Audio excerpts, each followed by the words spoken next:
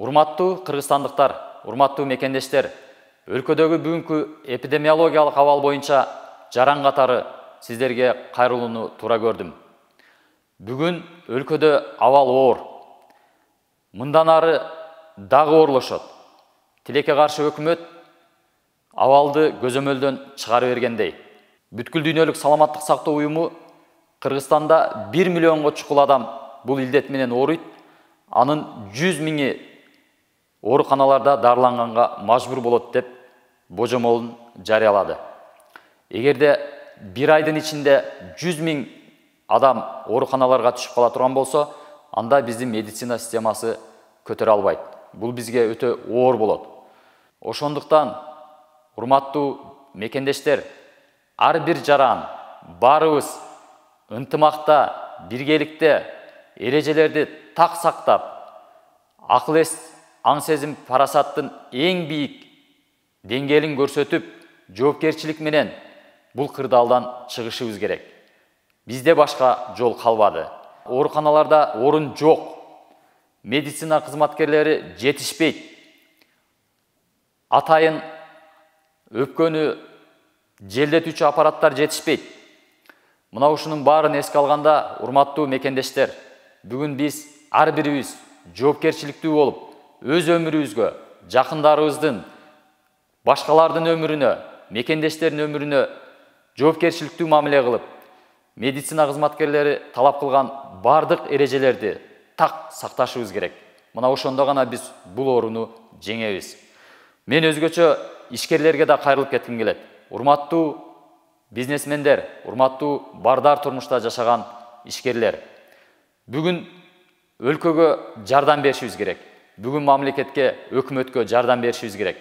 Колуңуздардан келсе, ар бириңиздер мейманканаларыңыздарды, отелдериңиздерди бош турган ооруканалар үчүн беришиңиздерди суранам. Өлкө бүгүн чоң сыноонун алдында турат. Барыбыз биргеликте жеңишибиз керек бул илдетти. Урматтуу ишкерлер, өзгөчө фармацевтика тармагындагы ишкерлер. Соц тармактарда улам маалымат чыгып атат. Дары-дармектердин, беткаптардын баалары бир нече эсе көтөрүлүп, кымбаттап атат деп. Сиздерден көптөн көп өтүнүп сураныч. Бүгүн пайда таба турган мезгил эмес. Бүгүн тополоңдо токош жасай турган мезгил эмес. Бүгүн өлкөнү сактап калышыбыз керек. Бүгүн жарандарыбызды, ар бир өмүрдү сактап калышыбыз керек. Мына ошону ойлонуп, урматтуу дарыкана ээлери, бааларды түшүрүңүздөр. Колуңуздардан келсе, өз баасында сатыңыздар. Эң керектүү, эң биринчи керектүү дары-дармектерди, беткаптарды, антисептикалык каражаттарды колуңуздардан келсе, өз баасында сатыңыздар.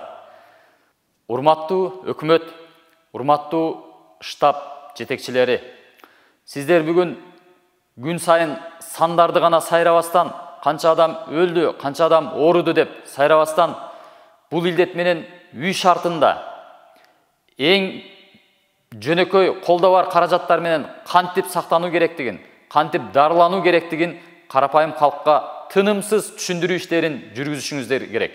Бул эң зарыл нерсе. Бүгүнкү күндө бул эң зарыл нерсе. Ошондуктан урматтуу штаб жетекчилери, мына ушул жагына көбүрөөк көңүл бурушуңуздар керек. Анан дагы бир айта турган нерсе. Урматтуу өкмөт, карантин башталганда 400 миллион доллар каражат келди бизге сырттан.